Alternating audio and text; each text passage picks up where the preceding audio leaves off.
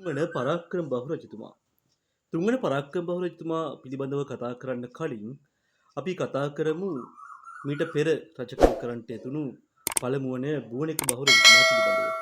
මේ පළමුවන බුවනෙක බහු රජතුමා මරණයත් සමගින් 1284 මම ඊට සඳහන් කෙරුවා 1284 මරණයත් සමගින් සාගතයක් ඇති වෙනවා මේ සමය තුල අපේ රටේ. එතකොට මේ දේශය තුල ඇතිවෙච්ච සාගතය නිසා වසර 6ක කාලයක් බුවනෙක බහු රජතුමාගේ මරණයත් සමග පිළිගත හැකි රජකු රාජ්‍ය සිංහාසනය දරන්නේ නැහැ.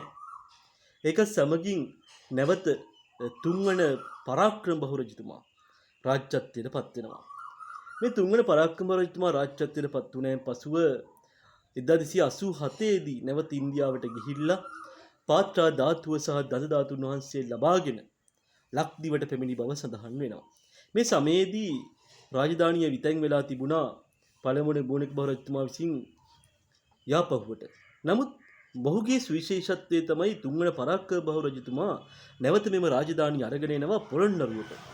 පොළොන්නරුවට අරගෙන ඇවිල්ලා පොළොන්නරුව තුල තමයි තමන්ගේ රාජ්‍ය පාලන කටයුතු ගෙන යන්නේ. නමුත් මෙතුමන්ගේ මේ රාජ්‍ය කාලයත් අපි සලකන්නේ යාපහුව රාජධානියේ යම් කාල සමයක් විදිහට. මෙතුමන් 1292 වෙනතෙක් වසර 6ක කාලයක් රාජ්‍ය කටයුතු කරනවා. මෙතුමන්ව පසු කාලීනව මෙතුමන් පරාජය කොට 1292 දී රාජ්‍යත්වය ලබා ගන්නවා දෙවන බුවනෙක බහු රජතුමා විසින් තමන්ගේ රාජ්‍යත්වය ලබා ගන්නවා මේ අපේ සඳහන් කරපු තුන්වන පරාක්‍රම බහු රජතුමා ඝාතනය කර.